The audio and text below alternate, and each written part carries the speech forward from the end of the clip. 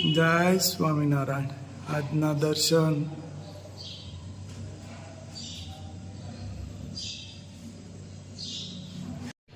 જય વિઘ્ન વિનાયક દેવ, જય કષ્ટભંજન દેવ. Good morning Gullabhbhai. જય સ્વામિનારાયણ. Good morning. જય સ્વામિનારાયણ. જય શ્રી રામ. જય શ્રી કૃષ્ણ. જય માતાજી. હવે કાલે એક બેનની કમેન્ટ આવી, એટલે આપણે બહુ કમેન્ટમાં ધ્યાન નથી દેતા, પણ બેન હારે ચોખવટ કરવી જરૂરી હતી કે ભાઈ એમના બેનનો ફોટો હતો, નો પ્રોબ્લેમ, એમાં અમારે કંઈ કહેવાનું જ ન હોય. બેનના પરિવારના ફોટા હોય, પરિવારના વિડીયો હોય, એમાં અને અમે ક્યાં કોઈને કહીએ છીએ કે આમ તે માં તે કંઈ. આ તો કમેન્ટો કરી અને તમે એવું સમજો છો એટલે તમે એવી કમેન્ટ કરો છો, બરાબર. અમે કોઈનું કહેતા નથી કે આમ ફોટો મૂક્યો કે આમ ફોટો મૂક્યો. જનરલી વાત અમે કરતા હતા કે અને બ્લોગમાં ચોખ્ખું જ બોલ્યા છે કે પરિવાર હોય તો આપણે એનો ફોટો મૂકી શકીએ, રાઈટ. કોઈ પણ પરિવાર, મારે તો મારો પરિવાર હોય કે મારો યુટ્યુબ પરિવાર હોય, આપણે ઘેરે આવ્યા હોય અને એની મરજી હોય, એની ઈચ્છા હોય તો હું શૂટિંગ લઈ શકું, અને ઈચ્છા હોય તો હું એમનો ફોટો મૂકી શકું. અને બેને એવું કીધું કે એમના બેન હતા એમ, અને 4 દિવસથી તમે આપને એવું કીધું હતું કે તમે 4 દિવસથી બીજાના નામનો ઉપયોગ કરો છો. બીજો કોઈ નથી હો, મારો ભાઈ જ છે બેની. ધારાસભ્ય અમારા ભાઈ ન હોઈ શકે? એ અમારો પરિવાર છે, મારો ભાઈ છે. એ બાબતની મેં ચોખવટ કરી છે. મારા બ્લોગમાં કોઈ ઈચ્છા વિનાનો માણસનો ફોટો કે શૂટિંગ આવશે જ નહીં, કારણ કે એ નાટક કરતા મને નથી આવડતું. એટલે બેનને તમે આટલું અમારું ધ્યાન દોર્યું, તમને ઇન કેસ ખબર નહીં હોય કે જેનો ફોટો મૂક્યો છે 4 દિવસથી ગુણગાન ગાઈ છે એ અમારો ભાઈ છે. અને કોઈ પણને પૂછો કે અમરેલી તાલુકામાં અમારા ભાઈનું કામ કેવું છે, ધારાસભ્ય શ્રી છે, પણ એને કોઈ જાતનું અભિમાન નથી. અમારા કુટુંબમાં કે અમારા પરિવારમાં કોઈ પણને અભિમાન નથી.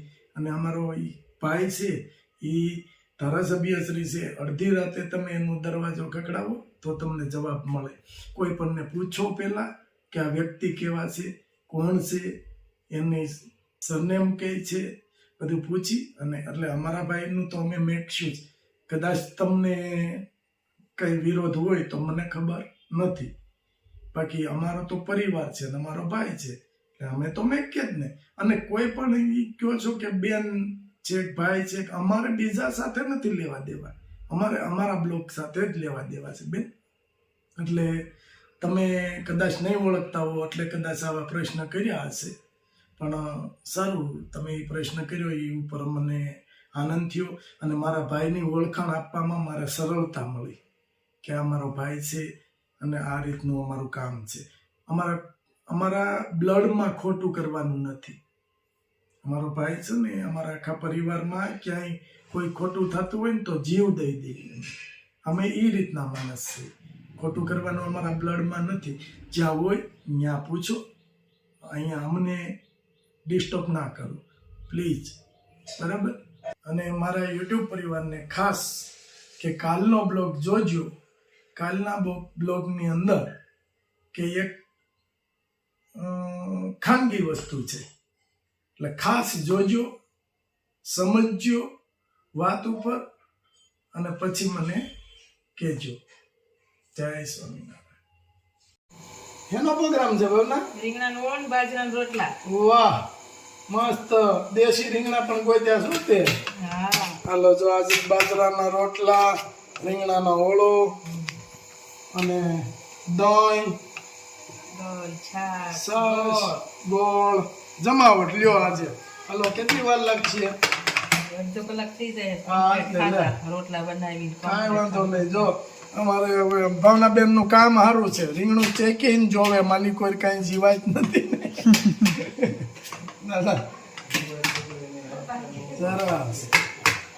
હાલો આગળ ઓળો બની જાય પછી બાજરાના રોટલા ચાલુ કરવાના છે, પછી જમવા બેસવાનું છે.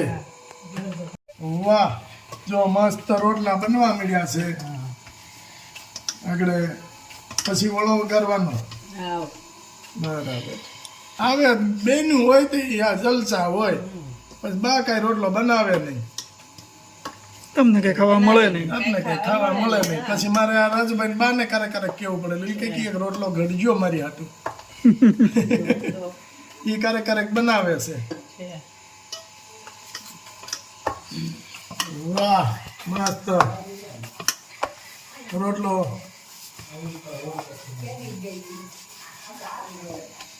એક ઘડ્યો ને બીજો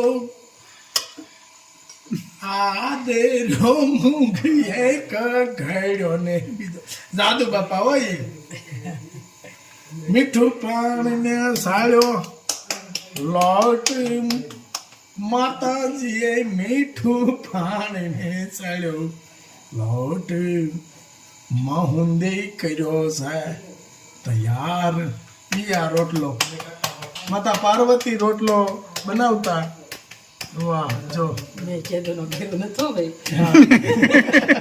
ચાલુ કર્યો છે પાછો. ના ના સરસ બની ગયો હું હવે ગામડું ઈ ગામડું. ગામડું જોજે વાહ ગામડું ગામડામાં રોટલા બને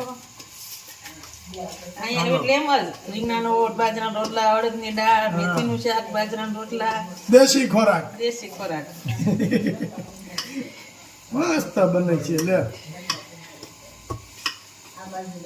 એટલો આપણે કહીને કે રોટલા ઘડવામાં શું છે આમ પાણી નાખીને આમ કરીને કરી નાખે પણ એને કેટલો મહળવો પડે જેટલો લોટ મહળે ને એટલો રોટલો કૂણો થાય મસ્ત રોટલો ઘડે છે ભાવના હા સડી ગયો આની આમાં ખાલી સડી જો આટલું પીકડું ને હા. તો શાવ આવ્યો ને ચાલુ. હા. વાહ પેલા તો કેટલા રોટલા બનાવતા અને પહેલે બનાવે છે. કૂતરા અને ગાયનું પેલા હા પેલા એક રોટલી કૂતરાની ને ગાયની. એ રીતે બનતો મસ્ત જો મસ્ત ભાત પડી ગયો અને સરસ રોટલો બન્યો લે ઈ અમારી બેનોને ભમરા ન પડે ઈ તમારી બેનોને ભમરા પડે કંબેને કરે તો ઈ ભમરો પડતો છે જોજે જરા શીખતા હોય તો ઈ ભમરો થાય. ત્યારે સરસ થાય. અમારી બેનોને ભમરો પડે તો તમે ત્યાં ટકવા દો એમ છો હા નહીં તમે હવાળું કુટુંબ ને કા ભાવના હા હવાળું કુટુંબ બહુ અમે ને તમને જોયા અમે આવી રીતે હા હા ગીતાબેન હજી કેસ બિચારા ઈ કે હારી ધાર જોઈને દઈ દીધી દીકરીયું નકરું લાપડું થાય કાંઈ છે હું ઈ કે દોઢ છે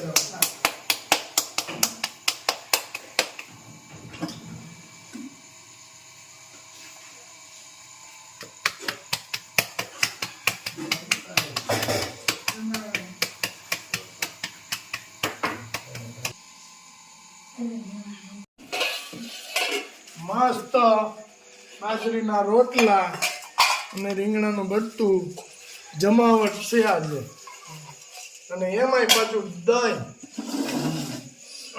પાપડ ઘઉંના પાપડ છે. ઘઉંના મસ્ત પાપડ ચાલ્યું લઈ લે. જો આની અંદર દહીં નાખીને ધોલી ટોળામાં તો ઓર જામે હો ધૂલી વાટે નો બેઠો ચાલુ કરી દીધું. ધોલીએ તો નાખી દીધું દહીં એ જોતો નથી કોઈની વાટ નહીં જોવાની કે ચાલુ કરી દઉં. અને ગુલાબ ગોળ આપી દો. હા હા તો ખાવા માંડ. જો ખાવા જ મારી ભૂખ લાગી હોય તમ તારે કેવો બન્યો થોડો? અરે એની વાત જ આવવા દ્યો મજા આવી ગઈ. કોઈ બે જણ રજો મજા આવી એની વાત જ આવવા દે આમ તું ખાવા હાટું માણા ક્યાં જાય વાડીઓમાં જાય મોટું કાંઈક એવી હારા આપણે ઓલા ઢાબા કહે ને ઢાબા હોય એમાં જાય અને આપણે ઘેર બેઠા ગંગા જમાવટ કરો હરી. હા, તમારે દરજે ભલે ફૂગી ગઈ. કયું નહોતું ભાઈ, આડા પડકે પડ્યો તો પછી ભૂખ્યો થયો હોય ને. ખાવા તો જ મને 2 ફોન કર્યા ક્યારે આવ્યું એમ. એ કયું નો ઉતાવળો થતો લાગે હતો? ને તારે 8:30 વાગે તોય હા. કુમારને કેમ રજકો હતો મેં કયો પડકે બધાને તો પેલું ધાણા છે ધાણા. તણા છે. મેં કીધું કે રજકો નથી ખાતા ને. આવો રસ્તો આપતો હોય તો અંદર કૂળો ભરીને લઈ જાઓ. ઔષધિ ફલાવવાનું કામ ચાલુ.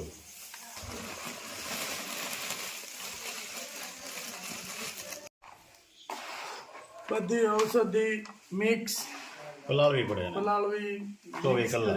24 કલાક રાખવી પડે અને પછી 24 ને 12 36 કલાક સુધી આને પલાળવાની રીત, પછી ઉકળવાનું. પછી ઉકળવાની રીત. આખી પલ્લી જ આવી જોઈએ. પલાળવાની એક અમુક માપ આવવું જોઈએ કે આટલી જ પલાળવી જોઈએ તો જ કામનું છે. વધારે પડતું પાણી નાખી દો તોય તકલીફ છે અને વધારે પડતું કોરી રાખો તોય તકલીફ છે. એનું અમુક ટકા માપ હોય. માપ સાઈઝ વિનાનું વસ્તુ તો પછી એવી બને. આપછી થઈ જાય એવી કરવી જોઈએ. ત્યાં સ્વામી